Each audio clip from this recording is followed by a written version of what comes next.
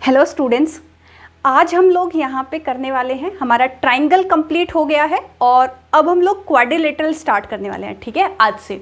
और ट्राइंगल से, जैसे मैंने आपसे बोला था कि ट्राइंगल की प्रैक्टिस के लिए आपको क्वेश्चंस मिलते रहेंगे, वैसे मैंने आपको शीट वगैरह प्रोवाइड की है, लेकिन और भी क्वेश्चंस के लिए आप लोग मेरा जो ग्रो टुगेदर का जो फेसबुक पेज है आप उस पर जा सकते हो। मैं वहाँ पे रेगुलरली क्वेश्चंस अपडेट करती रहती हूँ, कुछ अलग से भी क्वेश्चन डालती रहती हूँ प्रीवियस ईयर्स के या फिर एक्स्ट्रा क्वेश्चन प्रैक्टिस के। ठीक है, तो आपको ज्योमेट्री से रिलेटेड और एंड अरिथमेटिक के भी क्वेश्चन वहाँ पे मिल जाएंगे। ठीक है, डिस्क्रिप्शन बॉक्स में आपको उसका लिंक मिल जाएगा।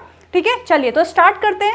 आज का जो हमारा लेक्चर है, मैं आज जैसे स्टार्ट कर रही हूँ क्वाड्रिलेटरल।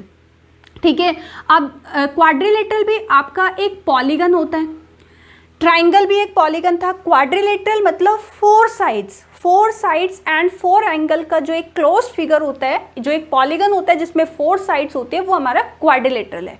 अब जस्ट सपोज अगर देखो, अगर मैं क्वाड्रिलेटरल को डिवाइड करूं तो मैं इसको टू टाइप के क्वाड्रिलेटरल में बोल सकती हूँ, convex quadrilateral and concave quadrilateral. ठीक है, क्योंकि समटाइम्स वो ऐसा वर्ड कहीं पे यूज कर सकता है, तो वैसे मीनिंग ज़्यादा कुछ है नहीं, वो क्वेश्चन देगा कॉन्वेक्स पे ही या फिर मतलब ऐसा कुछ, तो लेकिन माइंड में ऐसा होता है कि कॉन्वेक्स पॉलीगन या कॉन्वेक्स क्वाड्रिलेटरल क्या बोल दिया है। कॉन्वेक्स क्वाड्रिलेटरल मतलब जिसमें आपके सारे ऑल इंटीरियर एंगल, आपके जो सारे इंटीरियर एंगल होंगे वो आपके लेस देन 180 डिग्री होता है। ठीक है, convex quadrilateral when all angles are less than 180 degree and on the other hand अगर हम कॉनकेव क्वाड्रिलेटरल की बात करें तो यहाँ पे आपका एक एंगल ग्रेटर देन 180 डिग्री होता है, ये हो जाएगा आपका कॉनकेव क्वाड्रिलेटरल। तो आपको कंफ्यूज नहीं होना है कॉन्वेक्स क्वाड्रिलेटरल क्या है एंड कॉनकेव क्वाड्रिलेटरल क्या है, इतना क्लियर है। अब क्वाड्रिलेटरल, जैसे मान लो मैंने कोई रैंडम एक क्वाड्रिलेटरल ले लिया ABCD, तो जैसे ट्राइंगल के तीनों एंगल का समेशन 180 डिग्री था, ऐसे आपके क्वाड्रिलेटरल का sum of all angle, sum of all interior angle. तो अगर हम यहाँ पे इंटीरियर एंगल की बात करें तो इसका समेशन होता है 360 डिग्री। वैसे मैं एक जनरल पॉलीगन पे एक पूरा वीडियो लेके आऊंगी, अभी के लिए जैसे मुझे पता है कि sum of all interior angle are 360 degree, बहुत बेसिक चीज़ है, हम लोग स्कूल टाइम में भी सीख लेते हैं। ठीक है, अब यहाँ पे अगर हम इसके एरिया की बात करें जनरल, मान लीजिए ये आपके पास में एक डायगोनल है D1 और ये है डायगोनल D2, मैं वहाँ पे number of diagonals, sum of interior angle, sum of exterior angle, उन सब का पूरा एक वीडियो लेके आऊँगी पॉलीगन के नाम से। ठीक है, तो जैसे मान लीजिए ये D1 है, ये D2 है, अब यहाँ पे कोई एंगल बनाया थीटा, तो ये एंगल थीटा है बच्चे, तो ये एंगल भी थीटा होगा बिकॉज वर्टिकल अपोजिट एंगल है, तो ये आपका 180 माइनस थीटा हो जाएगा। ठीक है, सिमिलरली आपका ये 180 माइनस थीटा होगा।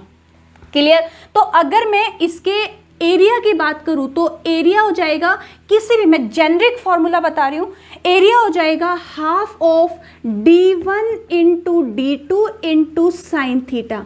D1 D2 आपका क्या है, ये आपके diagonals and sine theta, theta लो या फिर 180 माइनस थीटा, क्योंकि sine theta equals to sine 180 minus theta, तो कोई प्रॉब्लम नहीं आएगा। अगर आप पैरीमीटर की बात करते हो तो किसी भी पॉलीगन में जो पैरीमीटर होता है वो होता है आपका सम ऑफ ऑल साइड्स, आपके पास जितनी भी साइड्स हैं उनका जो समेशन होगा वो हो जाएगा आपके पास पैरीमीटर। ठीक है, तो एक जनरल हमें आइडिया आ गया कि what is convex angle, convex quadrilateral, what is concave quadrilateral, area क्या होता है और सम ऑफ ऑल इंटीरियर एंगल क्या होता है। अब अगर मैं इसके क्लासिफिकेशन की बात करूं, क्वाड्रिलेटरल की अगर हम क्लासिफिकेशन की बात करें तो हम इसको यहाँ पे तीन पार्ट्स में मैं इसको मेजरली डिवाइड करती हूँ क्वाड्रिलेटरल को। ठीक है, अब तीन पार्ट कौन कौन से, सबसे पहला है हमारा ट्रेपीजियम। तो अगर हम क्वाड्रिलेटरल को क्लासीफाई करें तो first part is trapezium, second part is parallelogram and third is kite. अब आप बोलोगे मैम हमने तो रेक्टेंगल भी सीखा है, रोम्बस भी सीखा है, स्क्वायर भी सीखा है, yes definitely it will come under parallelogram. ठीक है, वो मैं पैरेललोग्राम में यहाँ पे कवर करने वाली हूँ, तो वन बाय वन एक एक वीडियो मैं आपके लिए लेके आऊँगी, वन वीडियो सेपरेट वीडियो पूरा ट्रेपीजियम के लिए, एक पूरा वीडियो पैरेललोग्राम के लिए एंड उसके टाइप्स के लिए, एंड एक पूरा वीडियो आपके लिए काइट के लिए, एंड उनसे जो रिलेटेड क्वेश्चंस होंगे वो भी। ठीक है। तो चलिए आज हम लोग यहाँ पे स्टार्ट करते हैं ट्रेपीजियम के साथ में कि ट्रेपीजियम क्या है, इसकी अच्छी अच्छी प्रॉपर्टीज़ हैं, काफ़ी आपको मालूम होगा आज इसकी प्रॉपर्टीज़ के बारे में, तो आप बोलोगे ये तो बहुत अच्छा है। ठीक है, चलिए देखते हैं। तो आज हम यहाँ पे देखेंगे ट्रेपीजियम। अब ट्रेपीजियम की जो सबसे पहली और सबसे बेसिक प्रॉपर्टी होती है वो होता है कि इसका वन पेयर ऑफ साइड, ठीक है, इसका जो one pair of side is parallel. ठीक है, one pair of side is parallel. Trapezium जैसे मान लो आपने बचपन में इस टाइप का भी फिगर देखा होगा ट्रेपीजियम का, या फिर मान लीजिए ये दो साइड आपकी पैरेलल है, ये दो नॉन पैरेलल साइड्स हैं, या फिर आप ऐसा भी ट्रेपीजियम देख सकते हो। ठीक है, मीन्स बहुत बेसिक सी चीज़ है। When one pair of sides are parallel तो वो हो जाएगा आपके पास में trapezium. Only one pair of side are parallel. अगर दो पेयर ऑफ साइड पैरेलल हो गया तो वो पैरेललोग्राम बन जाता है, वो ट्रेपीजियम नहीं रह जाएगा। तो first thing, one pair of side is parallel. अगर मैं इसके डायगोनल्स की बात करूं तो जनरल केस में diagonals are not equal. Diagonals इसके इक्वल नहीं होते। अगर आप मुझसे पूछते हो कि मैम इक्वल हो सकते हैं, यस डेफिनेटली इक्वल हो सकते हैं, लेकिन कौन से केस में होंगे वो अभी हम आएंगे। ठीक है, तो one pair of side is parallel, diagonals are not equal. Third property की अगर मैं बात करूं, सी मैंने यहाँ पे दिया A, this is B, this point is C and this point is D. ठीक है, ये दोनों साइड पैरेलल है तो मैं यहाँ पे A B is parallel to C D, और आपकी जो ये बी ए सी एंड या फिर ए डी एक ट्रांसवर्सल लाइन है, तो ये दोनों एंगल में क्या रिलेशन होगा, याद करो लाइन एंड एंगल्स वाला लेक्चर। ठीक है, अगर आपने नहीं देखा है तो उसको देखना। If these two lines are parallel and this is a transverse line, तो angle B plus angle C is equal to 180 degree. Adjacent angles are supplementary, याद आया। ठीक है, सिमिलरली अगर मैं यहाँ पे बात करूं तो ये हो जाएगा आपके पास angle A plus angle D are equal to 180 degree. कौन सी प्रॉपर्टी यूज हुई, प्रॉपर्टी यूज हुआ आपका एडजेसेंट एंगल वाला, एडजेसेंट एंगल। ठीक है, एडजेसेंट एंगल्स आर सप्लीमेंट्री अगर ये दोनों लाइन आपकी पैरेलल है, ये भी इसकी इंपॉर्टेंट प्रॉपर्टी है। ठीक है, ये प्रॉपर्टी समझ में आई। अब अगर हम नेक्स्ट प्रॉपर्टी की बात करें, अब नेक्स्ट प्रॉपर्टी इसकी काफी इंपॉर्टेंट है। देखो इसके डायगोनल्स आपने बोला, आप लोगों को नोट करने की ज़्यादा जरूरत है नहीं, वैसे मैंने पूरा आपको नोट्स दिए हुए हैं। ठीक है, तो वहाँ पे आप नोट्स में देख सकते हो, अभी आप सिर्फ समझने पे ध्यान दो। ठीक है, अब अगर मैं इसकी नेक्स्ट प्रॉपर्टी की बात करूँ तो डायगोनल से रिलेटेड बात करते हैं। अब डायगोनल्स जनरल केस में इक्वल तो नहीं होते, लेकिन वो इक्वल रेशियो में इंटरसेक्ट करते हैं। इक्वल रेशियो में इंटरसेक्ट देखते हैं अभी। देखो अगर ये पॉइंट है A, this point is B, this point is C and this vertex is D, and ये ओ पॉइंट पे इंटरसेक्ट कर रहे हैं। ठीक है, अब मुझे गिवन है A B is parallel to C D. अब बच्चे एक बात बताना, ए बी पैरेलल है सी डी के, क्या मैंने यहाँ पे अगर मैंने एक ट्राइंगल लिया ओ ए बी एंड दूसरा ट्राइंगल लिया मैंने ट्राइंगल ओ सी डी, अब देखते हैं मैं क्या प्रूफ करने वाली हूँ यहाँ पे, जो मैंने इक्वल रेशियो वाली चीज बोली। A B is parallel to C D, आप बोलेंगे yes ma'am. A C is the transverse line, तो क्या मैं बोल सकती हूँ this angle will be equal to this angle. कैसे, ए बी पैरेलल है सी डी के, this is a transverse line. याद करो लाइन एंगल्स वाला लेक्चर, लाइन एंगल्स वाला lecture. These two angles are internal, alternate internal या फिर alternate angles। तो angle O A B is equal to angle O C D, alternate angles। Similarly, A B parallel to C D, B D is a transverse line, तो this angle is equal to this angle. तो मैं यहाँ पे बोल सकती हूँ angle O B A is equal to angle O D C. Alternate angles हुए, तो ये दोनों एंगल में कौन सी प्रॉपर्टी गई आपकी, ऑल्टरनेट एंगल्स। तो अगर दो एंगल इक्वल है तो थर्ड एंगल भी इक्वल होगा, वैसे वो है भी। देखो this angle will be equal to this angle, कौन से, वर्टिकल अपोजिट एंगल। तो angle A O B is equal to angle C O D, ये हो जाएंगे आपके वर्टिकल अपोजिट एंगल। और अगर किसी भी दो ट्राइंगल में तीनों एंगल इक्वल हो जाए तो we can say these two triangles are similar triangle. और अगर ट्राइंगल सिमिलर है तो याद करो सिमिलैरिटी का लेक्चर, नहीं देखा तो प्लीज़ पहले सिमिलैरिटी अच्छे से करना, क्योंकि आगे मैं बहुत सारी चीज़ों में सिमिलैरिटी यूज़ करने वाली हूँ, ठीक है। तो सिमिलर होंगे दोनों ट्राइंगल, और अगर दोनों ट्राइंगल सिमिलर हैं तो आई कैन से कि OA upon OB is equal to OC upon OD, और यहाँ से भी मैंने आपको लिखना सिखाया था OA upon OC, OB upon OD and AB upon CD, ठीक है, equal to AB upon CD। तो ये जो रिजल्ट निकल के आया है, या फिर आप इसे बोल सकते हो OC को यहाँ ले आओ, तो OA upon OC is equal to OB upon OD। कौन सा रिजल्ट आया? Diagonals intersect in the equal ratio, OA upon OC is equals to OB upon OD। अब यहाँ से मैं अच्छे अच्छे रिजल्ट्स देखने वाली हूँ, ठीक है, इतना क्लियर हुआ। अब मुझे एक बात बताओ, if two triangles are similar triangles, उनकी साइड्स का रेशियो इक्वल होगा, और किसके इक्वल होगा? This will be equal to area of triangle. अगर मैं यहाँ पे देखूँ, अगर आप एरिया के साथ रिलेशन देखते हो, मैं इसको यहाँ से रिमूव कर देती हूँ, अगर आप एरिया के साथ रिलेशन देखते हो तो एरिया का रेशियो क्या होगा? Area of triangle OAB is equal to area of triangle OCD। जाना नहीं है कहीं, बहुत अच्छी चीज आने वाली है अभी, ठीक है। Area of triangle OAB, area of triangle OCD is equal to OA upon OB का whole square is equal to, ये हो जाएगा OA अपॉन OB, यस, और ये हो जाएगा OC अपॉन OD, ठीक है। इनके एरिया के रेशियो में जाएगा OA, यहाँ पे आप OA के साथ OC, हाँ OA के साथ OC लिख लीजिए, और यहाँ पे OB, ठीक है। तो OA upon OC is equal to OB upon OD के स्क्वायर के रेशियो में उनका एरिया का रेशियो भी होगा। इतना क्लियर हुआ। अभी मैं एरिया पे थोड़ा और जाऊंगी, लेकिन उससे पहले हम डिस्कस कर लेते हैं। तो पहले ये चीज ध्यान रखना कि डायगोनल्स इक्वल रेशियो में इंटरसेक्ट करते हैं, ठीक है। तो आई थिंक ये प्रॉपर्टी भी आपको डन हुई। अब मुझे एक बात बताओ, अभी मैंने डायगोनल्स का रिलेशन बताया, ठीक है। अब डायगोनल से रिलेटेड अभी हम जनरल ट्रेपेजियम की बात कर रहे हैं, आइसोसेलेस पे मैं अभी आऊंगी। अगर मैंने यहाँ पर ये एक ट्रेपेजियम लिया, ठीक है, A B C and D, और मैंने आपसे बोला if P and Q are the midpoints of, मैं यहाँ पे लिख देती हूँ, if P and Q are the midpoints of non parallel side, मैं AB और CD में नहीं डाल रही हूँ, नॉन पैरेलल साइड, आपकी जो नॉन पैरेलल साइड है, अगर उनके मिड पॉइंट्स आपको गिवन है P and Q are the midpoints of the non parallel side, तो इनको जब आप ज्वाइन करोगे ना बच्चे, इनको अगर आप ज्वाइन करोगे, सबसे पहली चीज तो ये है कि PQ will be parallel to AB and AB is parallel to CD। सबसे पहली चीज PQ is parallel to AB is parallel to CD, मतलब PQ भी पैरेलल होगी। एंड सेकेंड थिंग, अगर आपको PQ का लेंथ निकालना है तो PQ का लेंथ क्या होगा?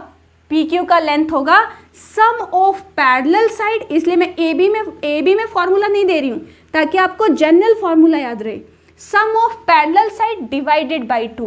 That means I can say कि PQ इज इक्वल्स टू हो जाएगा आपका AB plus CD divided by 2, AB plus CD divided by 2, ठीक है। तो if P and Q are the midpoints of non parallel side, then PQ will be equal to AB plus CD, या फिर you can say sum of parallel side divided by 2। इतना clear हुआ? Okay. अब मैंने क्या किया, यहाँ पे ये डायगोनल्स को भी ज्वाइन कर दिया, BD को, एंड यहाँ पे मैंने ज्वाइन किया AC को। आपको यहाँ पे ये 2 पॉइंट दिखाई दे रहे हैं, ये 2 पॉइंट जहाँ पे डायगोनल्स को इंटरसेक्ट, PQ और डायगोनल्स का इंटरसेक्शन हो रहा है, इस पॉइंट को मैंने नाम दे दिया R एंड इस पॉइंट को नाम दे दिया मैंने RS। और अगर वो कभी आपसे RS का लेंथ पूछ ले तो RS का लेंथ हो जाएगा आपका AB minus CD divided by 2, या फिर जनरल में क्या याद रखना है, difference of parallel side divided by 2, ठीक है। तो PQ का लेंथ होगा AB plus CD divided by 2, या sum of parallel side divided by 2, and RS का वैल्यू हो जाएगा difference of parallel side divided by 2। I hope इतना क्लियर हुआ है आप लोगों को अच्छे से। ये प्रॉपर्टी याद रखना, डायरेक्ट यूज में आती है, डायरेक्ट एप्लीकेशंस आते हैं इनके, ठीक है, तो इतना मुझे यहाँ पे क्लियर हो गया है कि पी क्यू का लेंथ क्या होगा, पी और क्यू क्या है, मिड पॉइंट्स है, आर और एस क्या है, जहाँ पे पी क्यू आपके डायगोनल्स को इंटरसेक्ट कर रहा है। अब इसके नेक्स्ट प्रॉपर्टी देखो, वो भी काफ़ी इंपॉर्टेंट प्रॉपर्टी है, ठीक है। तो डायगोनल से रिलेटेड इतनी चीज़ें देख ली मैंने। अब बच्चे अगर मैं यहाँ पे एरिया की बात करती हूँ, ठीक है, एरिया की, ट्रेपीजियम के एरिया की, पेरीमीटर का तो ठीक है, sum of all sides are the perimeter. अगर हम एरिया जनरल फॉर्मूला अगर मैं बोलूँ, मान लीजिए ये आपके पास में ट्रेपीजियम है A B C and D, and आपको गिवन है A B is parallel to C D, ठीक है। तो ए और यहाँ पे मैंने एक हाइट ड्रॉ की, तो ये हो जाएगा आपके पास में एच, ठीक है। ये तो सिंपल है, जब आपको सिंपल ऐसे लाइन वगैरह दी हो, ठीक है। तो अगर हम एरिया का फॉर्मूला लिखें तो ये हो जाएगा half sum of parallel side into height, ठीक है। ये फॉर्मूला तो ठीक है, पैरेलल साइड्स गए तो sum of parallel sides into height, या फिर आप बोल सकते हो half A B plus C D multiply by H. इतना क्लियर हुआ। अब जो मैं इसकी प्रॉपर्टी बताने जा रही हूँ, जो बहुत प्यारी सी प्रॉपर्टीज है, इतना तो क्लियर है ना, ठीक है। अगर हम यहाँ पे देखते हैं, अगर बच्चे मैं इसी ट्रेपीजियम में आपको ना तो हाइट दूं ना ही आपको पैरेलल साइड्स दूं, तो यहाँ पे उससे पहले एक चीज देखना, अगर आपके पास में ये एक ट्रेपीजियम है और यहाँ पे ये इसके डायगोनल्स हैं, ठीक है, ये पॉइंट है A, this is B, this point is C, D and O is the vertex. यहाँ पे जो 4 ट्राइंगल बने हुए ना छोटे छोटे, सबसे पहले तो आपको याद रखना है कि जो नॉन पैरेलल बेस पे जो एरिया बनता है, नॉन पैरेलल साइड्स अगर बेस बनती है तो ये दोनों एरिया इक्वल होंगे, ये दोनों एरिया इक्वल होंगे। सबसे पहली बात means area of triangle OAD is equal to area of triangle OCB। ये चीज आपको ध्यान रखनी है। तो किसी भी ट्रेपीजियम में जो नॉन पैरेलल साइड जब बेस बनेगी ना, तो जो दो ये छोटे ट्राइंगल बने, ये दोनों का एरिया इक्वल होगा, सबसे पहली चीज, ठीक है। दूसरी चीज, एक चीज और ध्यान रखना यहाँ पे, अगर मैं एरिया ऑफ ट्राइंगल OAB की बात करूं and area of triangle OCD की बात करूं, तो ये किस रेशियो में जाएगा, ये तो हमें पता है, ये रेशियो में जाएगा AB और CD के स्क्वायर के रेशियो में। ये मैंने जब सिमिलैरिटी प्रूफ किया तब देखा। अब जो इसकी इंपॉर्टेंट चीज है, डायगोनल्स के थ्रू जो 4 ट्राइंगल्स बने हैं ना, चारों ट्राइंगल्स मतलब ये आपके ज्योमेट्रिक प्रोग्रेशन में होंगे। ज्योमेट्रिक प्रोग्रेशन कैसे मैम, अगर ये एरिया A लूं तो ये एरिया हो जाएगा AR और ये एरिया हो जाएगा AR स्क्वायर। ये सबसे बेस्ट प्रॉपर्टी है। अभी मैं इस पे 2-3 क्वेश्चन दिखाऊंगी आपको, तो आपको क्लियर हो जाएगा, ठीक है। ये आपको याद रखना है कि ये जो 4 ट्राइंगल बनेंगे, इधर से जाओगे तो ये भी AR होगा, तो AR स्क्वायर, या फिर AR और AR स्क्वायर। तो अगर जो ट्रेपीजियम में जो डायगोनल्स होते हैं, वो डायगोनल्स जो ट्राइंगल फॉर्म करेंगे, ये आपके ज्योमेट्रिक प्रोग्रेशन में होंगे। अब इसके बेसिस पे हम 2-3 क्वेश्चंस देख लेते हैं, तो आपको और अच्छे से क्लैरिटी आ जाएगी। ये सबसे बेस्ट प्रॉपर्टी है इसकी, ठीक है। चलिए, तो हम एरिया वाले 1-2 क्वेश्चन देख लेते हैं, तो और अच्छे से हमें क्लियर हो जाएगा। अब जैसे मान लो आपको मैंने एक एग्जाम्पल दिया बड़ा प्यारा सा, ये है आपके पास में एक क्वाड्रिलेटर, और बहुत कॉमन सी चीज़ है कि जो छोटी लाइन होगी, जो छोटा बेस होगा पैरेलल साइड्स में, वो A होगा, ठीक है। तो यहाँ पे मैंने आपको कुछ इस टाइप का ट्रेपीजियम दिया है, ठीक है। A, B, C और D ये डायगोनल्स हैं आपके, और यहाँ पे आपको ये एरिया दिया हुआ है 6 एंड दिस एरिया इज 3, और आपसे पूछा है एरिया ऑफ ABCD। ABCD का आपसे एरिया पूछा है।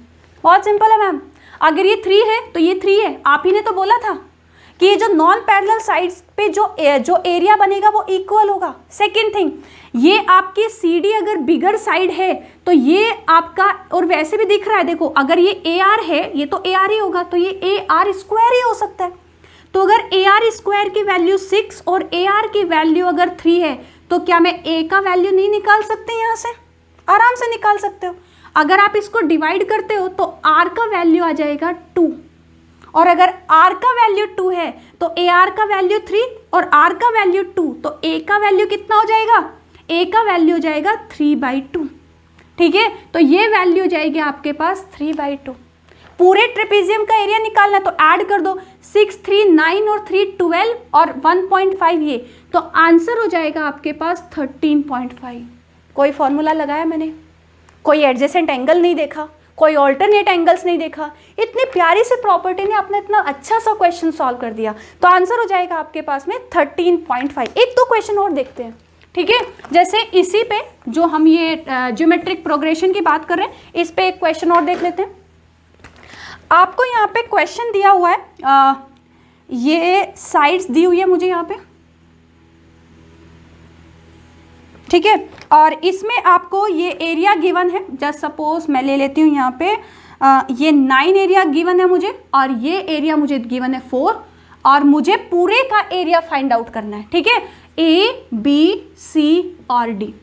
अब ये वैल्यू कितनी, this value is A, this value is AR and this value is AR square. ठीक है, और ये भी AR होगा आपके पास में। अब A का वैल्यू 4 है, AR का वैल्यू 9 है, तो AR upon A is equals to 9/4। A से A कैंसिल, तो R का वैल्यू कितना आ जाएगा 9/4।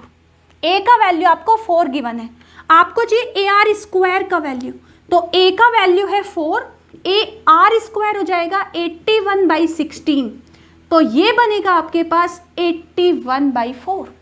ऐड कर दीजिए, तो 4 + 9 ये भी 9 और ये 81/4। ठीक है, तो यहाँ से आप आराम से आंसर निकाल सकते हो, तो आपके ट्रेपेजियम का एरिया आ जाएगा। इससे रिलेटेड मैंने आपको कुछ क्वेश्चंस दिए हैं, आप लोग सॉल्व कर सकते हो। बहुत बहुत इंटरेस्टिंग है ये, मुझे सबसे प्यारा मतलब ये कंसेप्ट लगता है कि उसका एरिया ज्योमेट्रिक प्रोग्रेशन में होगा, फटाफट क्वेश्चन सॉल्व हो जाते हैं। ठीक है, तो इससे रिलेटेड आपको क्वेश्चन दिए हुए हैं। अब मैं छोटी सी बात कर लेती हूँ आइसोसेलेस ट्राइंगल की। हाँ, डायगोनल्स की एक और बहुत प्यारी प्रॉपर्टी है, वो कैसे भूल सकते हैं हम लोग। डायगोनल्स की एक और प्रॉपर्टी देखना, तो डायगोनल्स की प्रॉपर्टी है आपके पास में, देखो अगर आपको यहाँ पे ये ट्रेपेजियम, वैसे मैं इसी टाइप का ट्रेपेजियम बना रही हूँ, ट्रेपेजियम कैसा भी हो सकता है, बस एक पेयर पैरेलल होना चाहिए। अब जैसे मान लीजिए ये डायगोनल है आपके पास D1 and this diagonal is D2। ठीक है, दो आपको डायगोनल्स दिए हुए हैं, AB and CD are the parallel side, तो इसको मान लो मैंने नाम दे दिया A, this is B and this is C and this is D। ठीक है, नाम दिया है। तो डायगोनल्स का और ट्रेपेजियम की साइड का जो रेशियो होता है बच्चे, वो याद रखना हमेशा, D1 square plus D2 square is equal to diagonals के स्क्वायर का summation, sum of squares of the diagonals is equal to sum of squares of non parallel side. Non parallel side, ये side C square, this side is D square, sum of squares of non parallel side plus product of parallel side, तो ये हो जाएगा आपके पास में 2 times of A और B। ठीक है, 2 टाइम्स ऑफ A और B, तो ये बन जाएगा आपके पास D1 square plus D2 square is equal to C square plus D square plus 2AB। अब A और B में कंफ्यूज नहीं होना है आप लोगों को ये याद रखना है कि स्क्वायर समेशन जो होगा डायगोनल्स का, sum of squares of the diagonals, non parallel side के स्क्वायर का summation, non parallel side C and D are the non parallel side, ये चीज ध्यान रखना, and twice the product of the parallel side, A and B are the parallel side. ठीक है, तो ये रिलेशन भी आपको याद रखना है।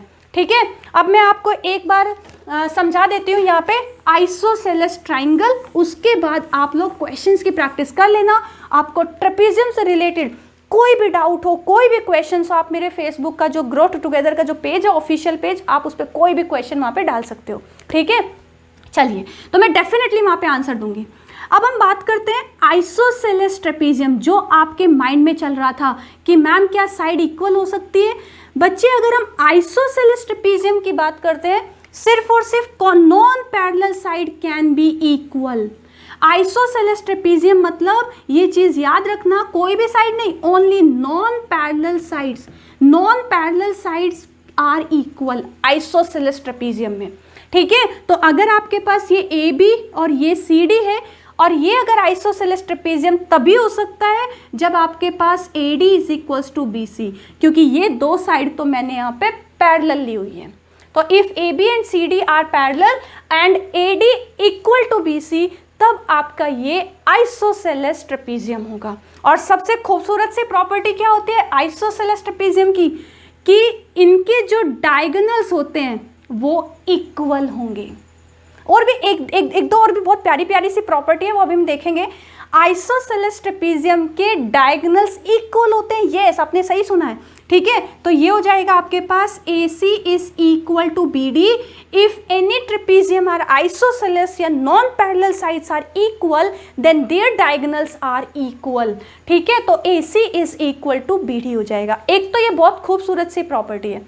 सेकेंड प्रॉपर्टी और बहुत खूबसूरत है इसकी, देखना। जैसे मान लो आपके पास में ये आइसोसेलेस ट्रेपेजियम अगर गिवन है, ठीक है, A, B, C और D। तो अगर मैं यहाँ पे हाइट डालती हूँ, यहाँ भी हाइट है और ये साइड है total B and this side is A।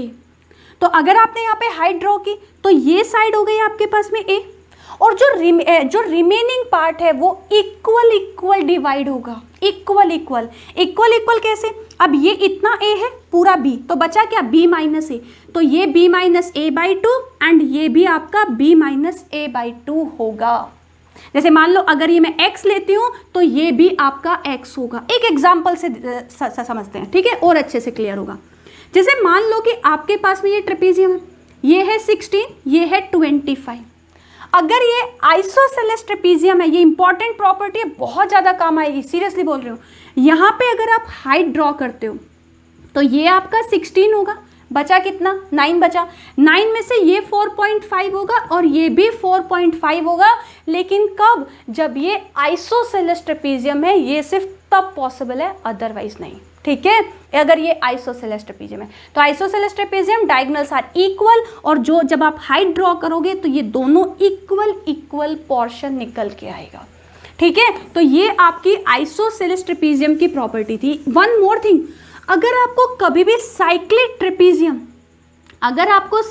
Trapezium जो होता है वो आपका आइसोसेलेस ट्रेपेजियम ही होता है। साइक्लिक ट्रेपेजियम अगर दिया हुआ है तो वो आइसोसेलेस ट्रेपेजियम ही है, ठीक है। तो हम लोगों ने आज कवर किया कि क्वाड्रिलेटरल्स क्या होते हैं। उसमें हमने टाइप्स में सबसे पहला टाइप्स उठाया ट्रेपेजियम का, ट्रेपेजियम की प्रॉपर्टी देखी, उसका एरिया का फॉर्मूला देखा, एरिया में क्या प्रॉपर्टी होती है, एरिया का क्या रिलेशन होता है, उसके बाद आइसोसेलेस ट्रेपेजियम। इससे रिलेटेड मैंने आपको डिस्क्रिप्शन बॉक्स में पूरे नोट्स प्लस आपके कम से कम 8 to 9 क्वेश्चंस में मैंने अपलोड किए हुए हैं। आप लोगों सारे क्वेश्चन सॉल्व करने का ट्राई करना, ठीक है। ऐसा होगा तो मैं ट्रेपेजियम पे एक क्वेश्चंस का भी पूरा लेके आ जाऊंगी एक वीडियो, ठीक है, लेकिन आप तब तक ट्राई करना, ठीक है। चलिए, थैंक यू सो मच। हम नेक्स्ट लेक्चर में मिलते हैं। मोस्ट प्रोबेबली मैं ट्रेपेजियम के क्वेश्चंस डिस्कस कर लूंगी 4-5, उसके बाद हम लोग पैरेललोग्राम पे स्टार्ट करेंगे, ठीक है। Thank you so much. आप लोग बस ऐसे ही सीखते रहो, एग्जाम आ गए हैं, ठीक है। चलिए, थैंक यू।